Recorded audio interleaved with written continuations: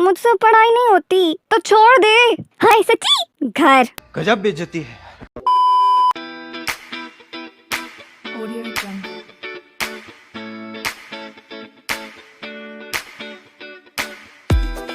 अस्सलामुअलैकुम friends, how are you all. अमीरों की अम्मियों के नाम मिसेस सिकंदर अहमद और हमारी अम्मियों के नाम फरखंदा बेगम।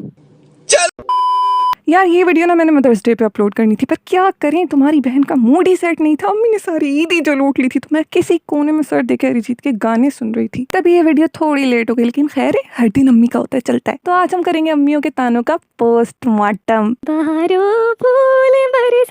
अभी अम्मी से दलील होके आई हूँ। बाथरूम का बल्ब जलता छोड़ने के जुर्म में मुझे 2 दिन खाना ना मिलने की सजा सुनाई गई है। हाय कितनी मासूम हूँ मैं। यार एक बात तो बताओ, सबकी माएँ इतनी ही तंग है अपनी औलाद से कि मेरी वाली ने कुछ ज्यादा ही रोला डाला हुआ है। मतलब 7 बिलियन लोग हैं दुनिया में, लेकिन फिर भी अम्मी को लगता है कि सबसे ज्यादा नालायक मैं ही हूँ। लोग जितनी मर्जी तारीफ कर दे, लेकिन अम्मी ने तो बस यही कहना होता है कि ऐसी गंदी पली औलाद अल्लाह किसी को ना दे। हजारों खूबियां हैं मुझमें, अच्छा थोड़ा ज्यादा हो गया, लेकिन थोड़ी बहुत तो है ही। पर मजाल है जो अम्मी को एक भी नजर आए। अम्मी के ताने और नुसरत फतेह अली खान के गाने सीधो दिल पे लगते हैं ठाक करके।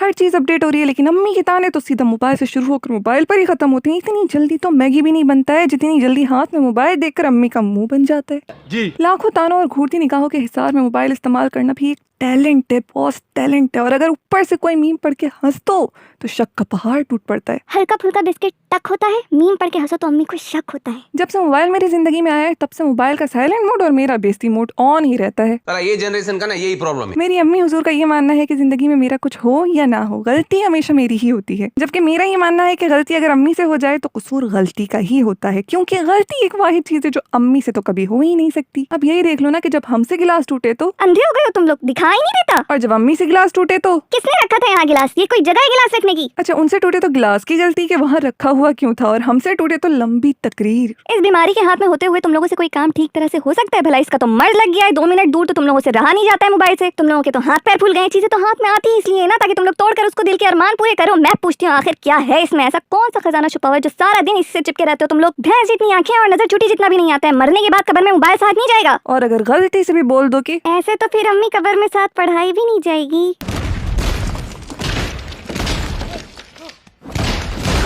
हाय बेड़ा गर्क मारकर वाले जिंगर बर्गर, तेरा इस मोबाइल का ही कसूर है सारा। अरे कब तक तेरी गलतियों का टोकरा मैं अपने सर पर घुमाता रहूंगा। अच्छा मोबाइल के बारे में ही इतना सुनाने के बाद हमारा 15% चार्ज से निकाल कर अपना 90% चार्ज पे लगा के चली जाएंगी। मतलब व्हाट इज दिस बिहेवियर अम्मी? मेरा पुत्र छुट्टी का। वैसे पाकिस्तानी लड़कियां काफी फर्माबरदार होती हैं, जब तक अम्मी उठाए नहीं उठती। आधा दिन गुजर गया है और महारानी अब तक सोई पड़ी है। छोटी बच्ची हो क्या? वैसे देखा जाए तो नींद भी बड़ी मजे की चीज है। सोते हैं गाने सुनकर और उठते हैं ताने सुनकर। दुनिया की सारी नींद एक तरफ और मैं भी उसी तरफ, जब तो सुबह सुबह ही बेइज्जती हो जाती है। अम्मी के मुताबिक अगर हम सुबह जल्दी उठेंगे तो कुछ इस रफ्तार से तरक्की हमारे कदमों में होगी।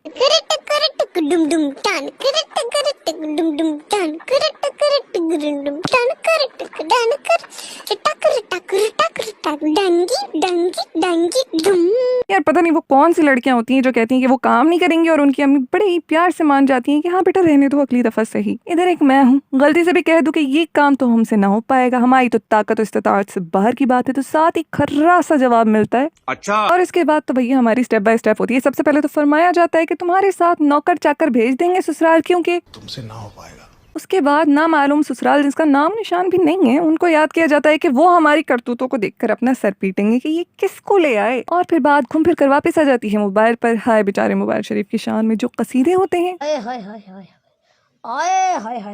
और फिर इतनी इज्जत के बाद वो काम हमें खुद करना ही पड़ता है। और अगर कभी खुद से कुछ पकाने का मूड हो और अम्मी से पूछ लो कि अम्मी आज खाने में क्या बनाऊं, तो भी इज्जत अलग। बेटा ऐसा करो, पहले तुम बना लो फिर नाम भी रख लेंगे।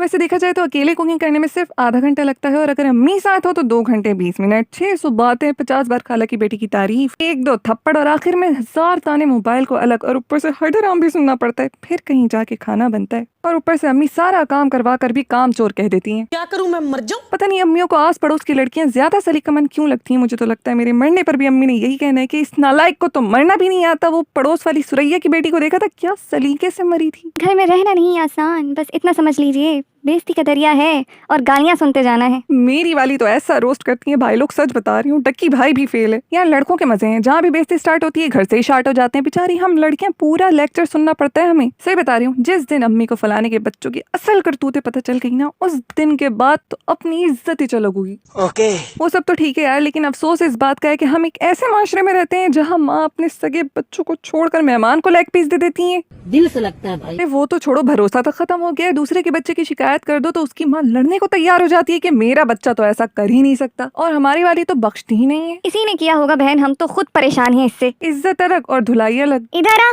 नहीं मारूंगी आ तो। बुलाती है मगर जाने का नहीं।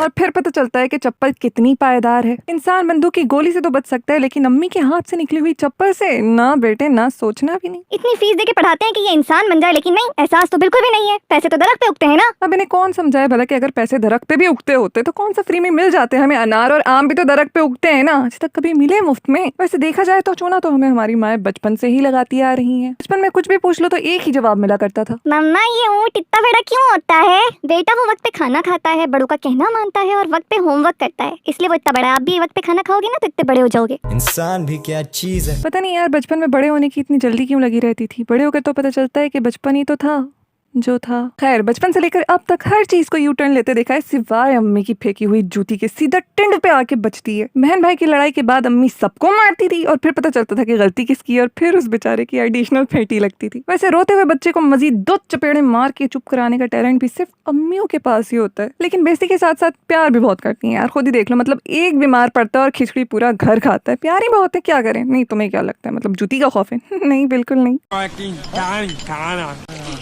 चिप्स मांग रहा है। हम धनिया और पुदीना का फर्क नहीं समझ सकते, और अम्मी चेहरा देखकर दिमाग में चल रही बात ऐसे समझ जाती हैं जैसे डॉक्टर की राइटिंग को मेडिकल स्टोर वाले समझ जाते हैं। मूड हमारा अम्मी के टींडे पकाने की वजह से खराब होता है और गम सारी जिंदगी के याद आ जाते हैं, मतलब अजीब। और फिर जब अम्मी की जूती सर पे पड़ती है ना, तो वही टींडे टिक्के का मजा देते हैं। जाती तजुर्बा है, तुम भी ट्राई करके देखो भाई। अम्मियाँ बहुत टैलेंटेड होती हैं, वो कुछ भी कर सकती हैं।